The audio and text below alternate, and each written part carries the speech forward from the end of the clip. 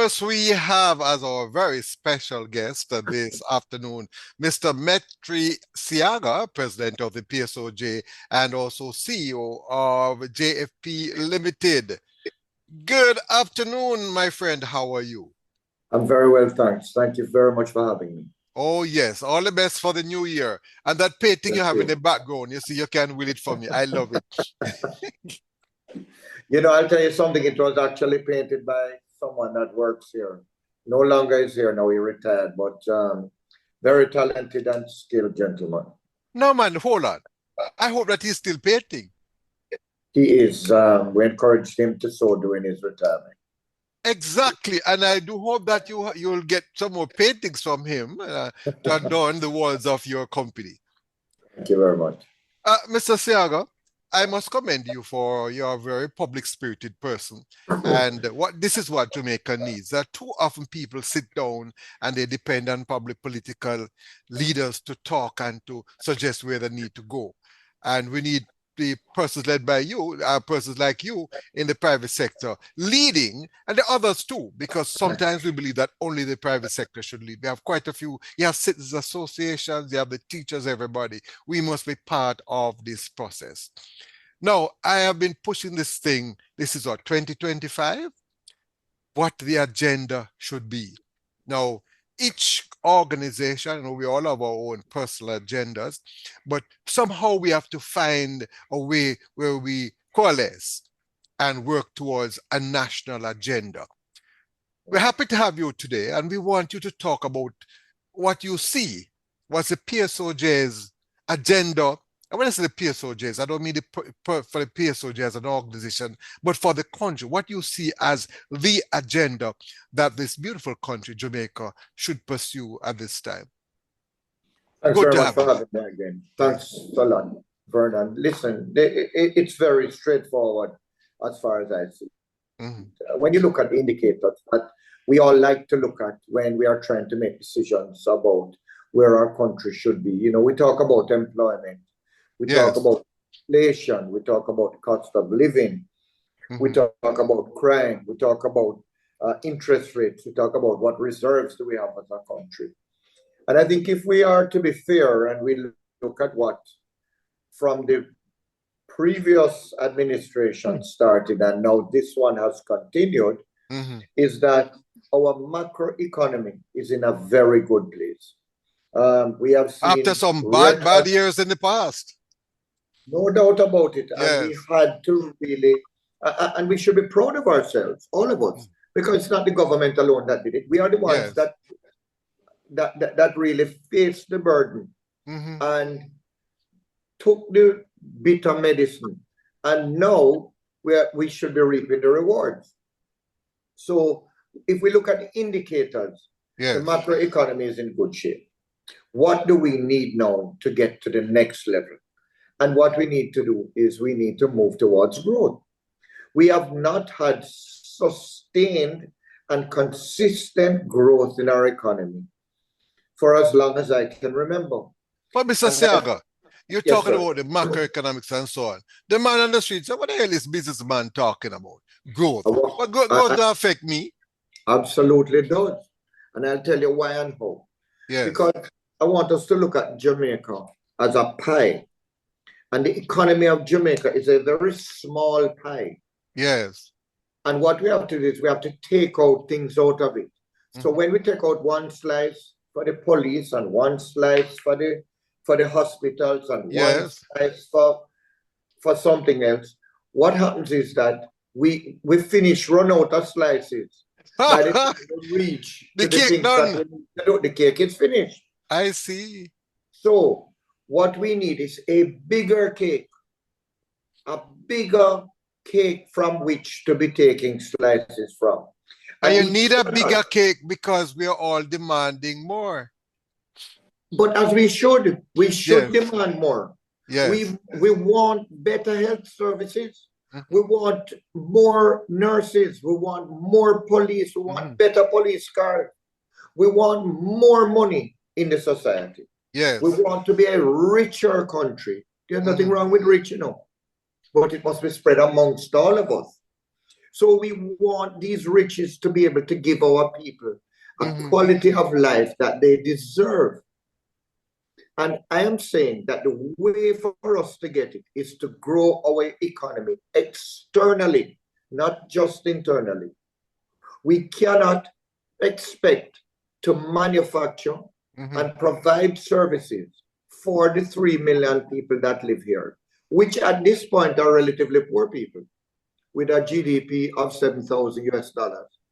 When we have neighbors a stone's throw away in Florida and along the east coast of America, whose GDP is 10 times that of ours. They are rich people over there. Yes. We should be selling our goods and services to them, earning foreign exchange and growing the size of our economy through the infiltration of other markets.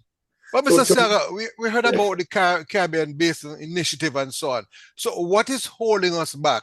I know the private sector is doing its bit, but based on what I'm hearing from you, we can do far more. What, in your opinion, we need to do more in terms of expanding our reach to make sure that we tap into that North American market? And although we mentioned the North American market, the other markets nearby too, which needs our support, which we can benefit from. There's Haiti, although it's in a state of chaos now. There's Cuba, the economy is in trouble. You'll be surprised that we have Brazil. So what is holding us back?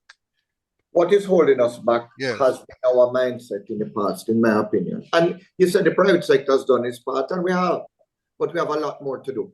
Right. So I can't absolve the private sector of blame here, you know. Yes. We have had the Caribbean Basin Initiative, as you mentioned, that we have not taken advantage of. Really? No, not in any meaningful way. And we need to so do. And we need to do so quickly. But listen, I don't think that it's very difficult to get into the US markets as a manufacturer myself. Yes, right? Yes, I know. So what we need are mergers and acquisitions from companies in the United States, in Europe, in China, that are willing to come to Jamaica, use this as their base, form alliances with local manufacturers already. You see, Vernon, the truth is in Jamaica, we don't have any big companies, you know. Even the big companies, the Graces and the Wisinkos and the Lascos, they are tiny little companies when you look at them in the sphere of the world. But how then are you going to enjoy economies of scale? How are you going to have this sort of international impact if we are not growing our companies here? They're big. And as you mentioned, the partnership. How do we work towards that partnership? So what we have done as a country is we have developed the Special Economic Zone regime, which is an excellent regime to bring investments into the country. And what we need to do are agencies that concentrate on bringing investment here, the JAMPROs and the Special Economic Zone authorities and the Ministry of Industry and Commerce have got to get out there and start to look for investment, one investor at a time, to come in, form relationships with local manufacturers, and create investment that puts us higher on the value-added chain. We want to be able to manufacture and produce and add value at a higher level than we are doing now. Do we have some issues in doing that? Yes. Employment is one. So we need to open up the employment, allow people to come in that are going to train us and teach us, transfer the knowledge to us, and go back to their countries and leave that knowledge here for us to teach generation after generation. So there are some things that we need to do to create that growth. Yes. Government bureaucracy is a huge one. Government needs to get out of the way of private sector. How do you get them out of the way, sir? How do you get them out of the way? But when you have the answer to that one, you tell me, and I will make sure and try and implement it. But it's very difficult, you know. And sometimes government is our own worst enemy. You would be surprised to know the government agencies that have bureaucracy in carrying out their mandate because of other government agencies. I am aware of that. Why do you think they are complaining so much about the procurement procedures? Exactly. So if they are complaining about their own procedures, I can just imagine what you are doing. Can you imagine me who is not in the system? Now, there's cost, and I'm mentioning this because I know that this must be a challenge to manufacturers, and that's the cost of energy. To what extent do you think government can help in terms of reducing the cost of energy? Because the cost of energy is it's an important part of the whole production costs. And if persons are able to produce things in other countries at lower energy costs, how are you going to compete with them? So a large component of our electricity costs are actually in taxes. And I think the government has got to take a serious look at how they collect taxes and from what sources.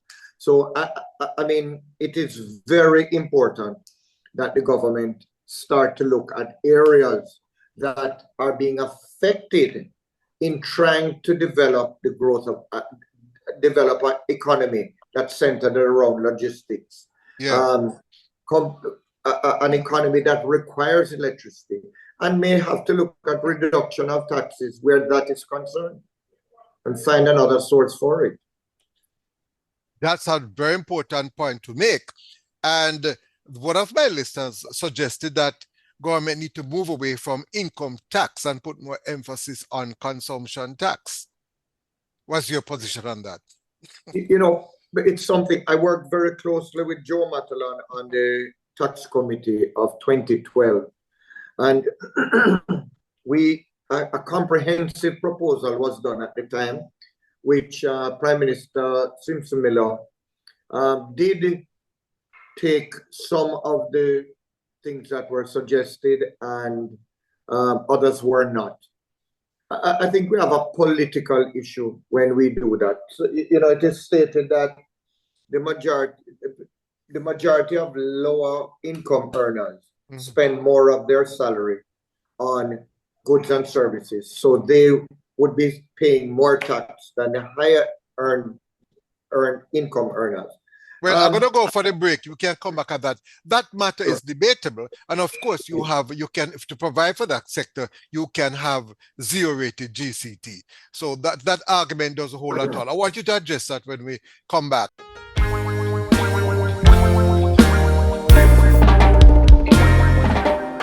And of course, my very special guest is Mr. Metry Seaga, the president of the PSOJ. Really great to have you, Mr. Seaga. But by just talking to you, Mr. Seaga, it's very clear to me, that this can be a one-off program, we'll have to talk, because it seems to me that the PSOJ and other organizations need to start a conversation with the public. Probably part of the problem is that you've communicated too much with the government, and government comes and government goes, but the people are always here. So it seems to me you need to have a program of communicating with the people so the people can understand. When you talk about macroeconomic development and those things, you say you talk about the cake, I am sure everybody understood that one. So that's the conversation. No, you were talking about the GCT, and that is it's a topic that would take a lot of discussion, but I think it's something that should not be ignored. No. I don't think we should be taxing people according to what they earn. The emphasis is in terms of what they consume. So those who are at the higher level would be consuming more. So I can't understand the argument about the poor be paying more. And for those who are at the lower level, we have the basket of items which are important for the average person. We just simply zero rate them. I don't know. Probably my mind is too simple. No, you know, I'm going to tell you, when we did the 2012 report, the report started out by saying, listen, an exercise in trying to review your tax situation and reform tax is an exercise in trying to see how many people you can make unhappy, not how many people you're going to make happy, because everybody is going to be unhappy at some stage in the process. However, I think it is important to note that the time is now right for another review of our tax policy. Yes. So that's one. And I think that as a PSOJ, we're going to be calling for it. You have just called for it. You have just called for it, sir. There you go. So we do have to look at how we collect taxes, from whom we collect taxes, Yes. and how much tax we collect, and where in this society are we collecting it from, and is it really fair? So that's a conversation that we intend to have with the government in short order. And remember, and with the people also, because government comes and government goes. Well, I was coming there, and I think that a part of that process has to be going out to the people in the community and hearing from them where their pain points are and how we can help to fix it. Right, and I'll be playing my part on the station to make sure that whatever I said today, that the people are informed. Right. Now, I know another matter which concern all of us, and probably, I don't say probably, it must have an impact on productivity, and that is crime. As I say, we're just touching the surface today. So that is one area. Yes, sir. If we had less crime, for example, I'm sure we'll be manufacturing 24/7. Our buses will be running right around the clock, and you would have an efficient transportation system. As a third world country, can we restrict ourselves just to working a few hours per day? And we have a listener who worked out and showed me that we're only working about 2 or 3 months per year. If we check, something is not right as far as our productivity and the impact that crime has. And I gather that the cost of crime is a significant part of our gross domestic product. The cost of it. Yeah, depends on who you speak to. They will tell you varying numbers of how much crime affects our GDP. The truth be told is that I think we're on the right track when it comes to crime. Crime is down 19% year over year. And by crime, I say major crimes and murder. Right. We are moving in the right direction, and we should highlight that as much as possible, because our crime, we can almost have the ability to talk ourselves into a situation that we are not in. I work on Spanish Town Road every day of life, and I can walk up and down outside Spanish Town Road at any time there or night, and I don't feel unsafe. There are people walking around. I see tourists walking past my factory on Spanish Town Road every day, going to the Bob Marley's Trenchtown place of birth, and in Trenchtown, and I have people telling me they don't want to come down here. Jamaican people, bearers saying they don't want to come down here to collect a check. So a lot of it is. Tell them I'll collect it for them, you see, sir? No, I told them don't come. You see how you're selfish? So the truth be told is that whilst we do have a crime problem, a lot of that crime problem is gang related, it is domestic, and it is internal.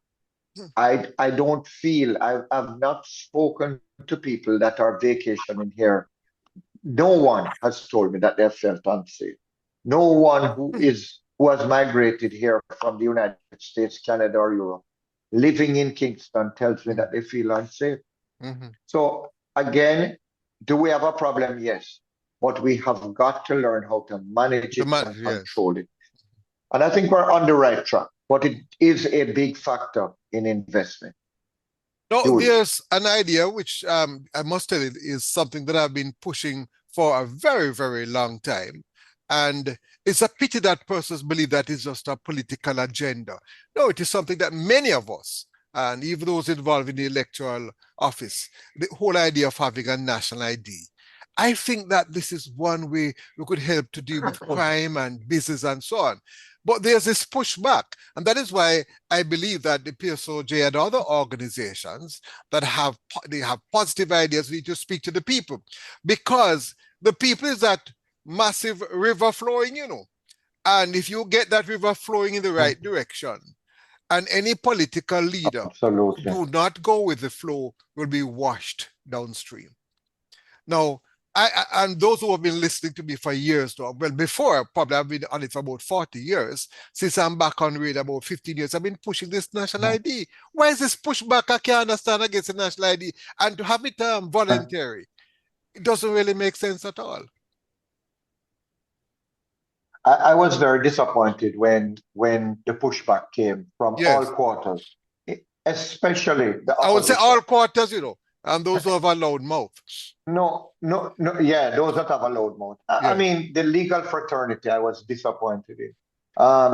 The opposition, I was disappointed in because it's made it something political. Yeah. I'm happy to say that we seem to be past that now. I'm not And sure about I that, am Mr. not, Seaga. Listen, man, it's power you're talking about, And even if something yeah. is good and I see where I can attain political power, I'm going to have it. That is why I'm telling you, shift away and Yeah. talk to the people. So when the people start to flow in a direction, they don't have a Well, choice. let me say this to your listeners.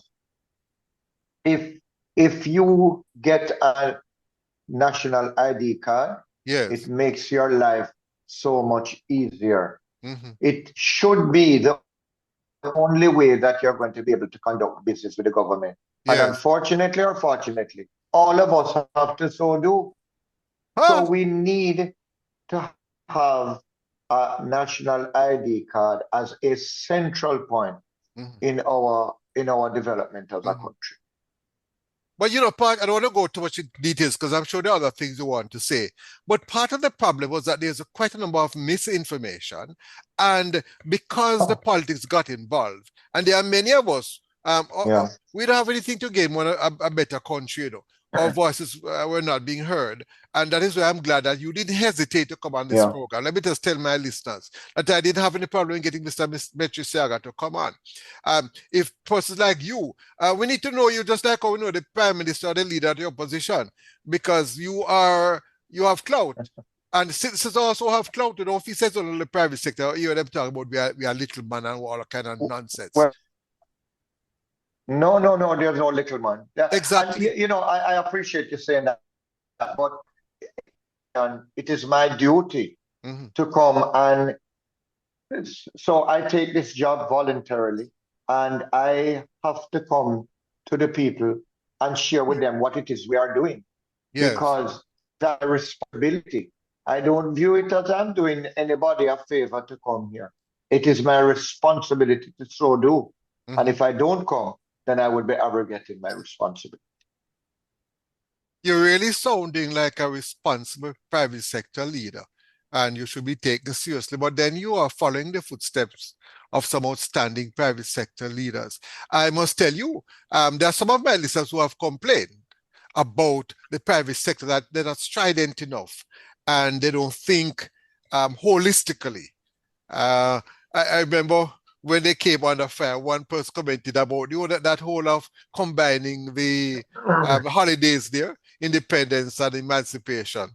I must admit, well, it might have had a point, yes, but we need to look at productivity in its wider sense, the transportation sector and so on. So I found it so funny that persons were zooming in onto that one, which can be very sensitive culturally. So we have to be very careful that you don't zoom into things like that, and then that will tarnish your reputation, or you'll be labeled in a particular way. I appreciate your bringing that up because it gives me the opportunity to clarify. First of all, the private sector, the organization of Jamaica did not make a statement about it. We sent a private letter to the minister, and that got leaked to the press. Hold on. I don't believe that. I have to go for the break. A quick break and come back. This is, I would call this breaking news. It was a private. This is interesting. Let's take a break. And let's come when we come back. We hear about this position because this is a good example so you can understand how the whole nation had a perception of what was said and what was suggested. And now you're telling us it was a private letter. It's just amazing. I'm talking to Mr. Metry Seaga, the president of the PSOJ, and Vernon Derby. This is Spot On with Vernon Derby. So come back. Don't move. And I'm talking with Mr. Metry Seaga, the president of the private sector organization. And he just dropped, a bombshell. Because it is my understanding, and I'm sure it's the understanding of a significant amount of Jamaicans, that the private sector pushed forward this argument of combining Emancipation Day and Independence Day in one. And he's telling me that this is not so. It was a private letter sent No, this is Mr. No, sir. I'm sure you're not speaking the truth, Mr. Seaga. I said, if nothing else, I try to do that all the time. Speak the truth. And let me explain. The private sector organization looked at it for a number of reasons, productivity being one of them. And I would be remiss if I did not put productivity as the linchpin of why we discussed it. But there were some other reasons. Yes. One of them was the entertainment sector. We wanted the entertainment sector to gain traction like other countries do, to have people come in for long periods of time. So it never was a suggestion to remove any of the significant days. Emancipation Day and Independence Day, in my opinion, are the two most important holidays we have in Jamaica. Right. Okay? And that should never be troubled. And we were not suggesting that the days be changed. What we were suggesting is that the celebration, the holiday, the bank holidays, could have been moved to the Friday and the Monday. Yes. And it's funny to note that in history, on the actual days of emancipation and independence that they were celebrated happened to be a Monday and a Friday. So what we were suggesting was that the government develop that weekend as an Emancipation weekend, but still honor the day with church celebration. Let me just stop you there. That is where I think the confusion came in. There was a decision to drop the idea. I must tell you that I was part of that process too, because I was a member of the JCDC with, you remember, Mr. Hugh Nash. And yes, I do. The whole idea, I think the Emancipants came up with a previous political leader. And it was felt that emancipation and independence are two separate things. Therefore, the whole idea of putting them together and say emancipendence was thrown out. I think that is what created a challenge, because when you use the term emancipendence now, it gave the impression now that you're now going back to what was there before. I think that is why when you're in your choice of words in terms of communicating, one has to be very careful, especially if the word has a particular history. Absolutely. And listen, I accept fully that not every idea that's posited by the PSOJ will be accepted by the government and or the people. Right.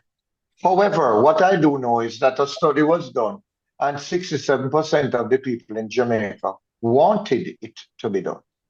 And I presume, as you said earlier, that those are the ones with the softer voices. And it's the ones with the louder mouths that are the other 33%. But listen, we move on. I wanted to try to do something that was good for my country. I wanted to do something. Now, how many people that were crying out loudly that we shouldn't be changing it actually go to the emancipation celebrations or the independence celebration? How many people go to the Grand Gala at the stadium when they have to be at work? I can answer that for you. I can answer that for you. I can't speak for government. I'm no longer on the board. But we have moved away from a participatory type of thing to having shows. You remember the days of when Mr. Seaga was involved, you have your road march and people were involved in the committees and so on. Even the Grand Gala has now become a show. Everything is now a show. Now, I don't know, you're going to get back to the stage where the people are involved. So I think that's a real problem. People just going to a show is not the thing. People must feel a part of independence. They must be a part of it. They must be a part of emancipation. So what is happening? We are putting on these big shows and we go for a stage show, but it is no longer a part of that inner feeling, not part of the culture, not part of our being as a people. And many of us are becoming alienated from all of this. That's my opinion. And I fully agree with your opinion and that is one of the reasons that we felt. Let me just expand a little more. Take, for example, the Grand Gala. The Grand Gala is a stage show. Go and listen to this artist, and I must tell you, I have a problem with some of the artists who are featured. I really think that the character of our artists and how they function that need to come into. We must look at that because if we are going to put them up at a Grand Gala and the person display questionable behavior, we should not be highlighting them and putting them on a pedestal. And some people are turned off because of that. So that is exactly why we wanted to have the conversation around the whole bringing the both holidays into question and having people talk more about it and really actually celebrate them for what they were meant to be. But listen, Vernon, we are past that, and I don't think we are past it. Just if we come back to it, we just have to do it a different way. I'll tell you this: the government has spoken by not responding to my letter, and move on. So the people will decide when they go to the polls who they want, and that the government of the day, if they want to raise the issue again, raises it, or the next private sector leader, or the next whomsoever may choose to bring it up. But I tell you something, I tell you something though. I have a challenge with just depending on the polls, a certain decisions to be made, because we say we are a democratic society, but the only time we probably we don't not really democratic sometimes. I think we just simply go and vote. So these discussions that we are having will deepen the democratic process. So whether government changes or not, if we start the discussion again and the people feel that we need to change, then we change. We should not only depend on when we have elections. The democratic process should continue before, during, and after an election. So you make an excellent point, because how many of us really vote? When you look at the total population, it may be what, 20% of us vote, 30%. I have an answer for that one, Mr. Oh, I'm going to say the trouble, because time is going. I have an answer. Let me ask, I'm going to throw this one out at you. Okay. If I put up donkey A to run, and donkey B to run, which one would you vote for?